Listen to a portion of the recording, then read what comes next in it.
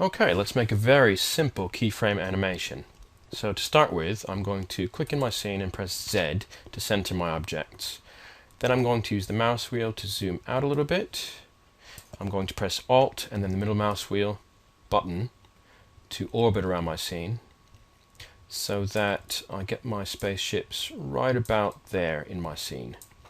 Okay, I'm now going to click on Select and Move, click on my object there, the Millennium Falcon, and I don't know if you can see this. I'm going to orbit just a little bit so you can see there's a y-axis, or axis, which is green.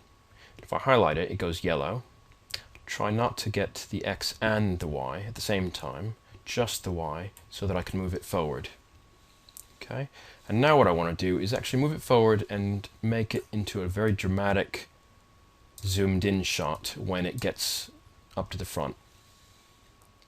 So maybe I do this through orbiting. That's quite a good shot. Maybe a little bit to the left. Orbiting again is Alt, which is directly to the left of the space bar, and the middle mouse button. So that is a good camera angle. So what I'm going to do now is press Control C, and what that does is it saves this viewpoint, this camera angle. Okay. Now what I'm going to do is select the Millennium Falcon again. Okay. I'm going to zoom out this time, just maybe one click. And you'll notice it doesn't work. The zoom no longer works because I've saved the camera view. Okay, so I won't zoom out again.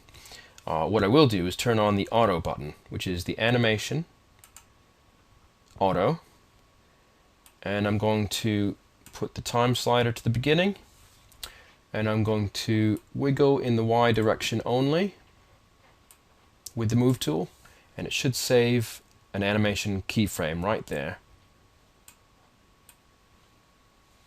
And now I'm going to move it to 100 frames and move it again in the Y direction all the way past, and I want to move it past my camera view. So what I'll need to do is turn off the camera view for a second by pressing P, and now I can zoom out, move it past the camera view. You can even see the camera there actually. There's the camera, and there is its target, in other words, where the camera is looking. Okay, so anyway, I've moved the Millennium Falcon past the camera point of view, and I'm going to press C to look at the camera again through the camera's window, turn off auto, press rewind right here on the bottom right, and press play.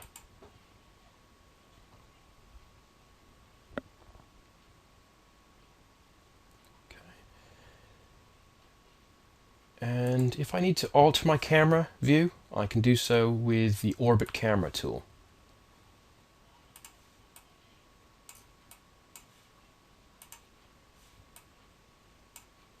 I can also move my camera back a little bit. I can still use the middle mouse button to pan and then press play. So you can adjust your camera slightly. I think I need to zoom in just a little bit. So use that button, press play, and that'll work. Now, I'm going to turn on the rotate tool, which is the top left one here. And you can see again that there are some circles instead of arrows, and this refers to the axis that you're going to rotate around, and the green one is the y-axis. And I'm going to turn auto back on down here, and I don't want to start rotating the ship until I get to about there. So that's where I want to have it start to rotate, right about 50. So I'll wiggle it just a little bit to establish a keyframe right there, and then I'll move it to the end, and at that, well actually right about there, I want it to be rotated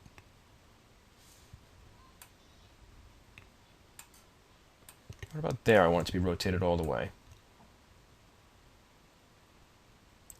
almost all the way.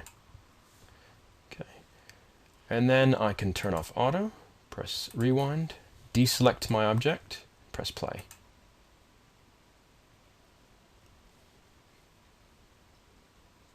Now it's quite a sudden turn, so what I could do, select my object again, get my rotate tool, and look at the green keys. The green keys are rotation, the red ones are position. So from there, 50 frames to 74 frames, it rotates. It's quite fast. So what I could do is I could finish that rotation, move that to the end of my animation, which is 100, and now press play. And now it's a lot smoother rather than abrupt. Okay, deselect your object, press play, and that's it. That's how to make a very simple animation.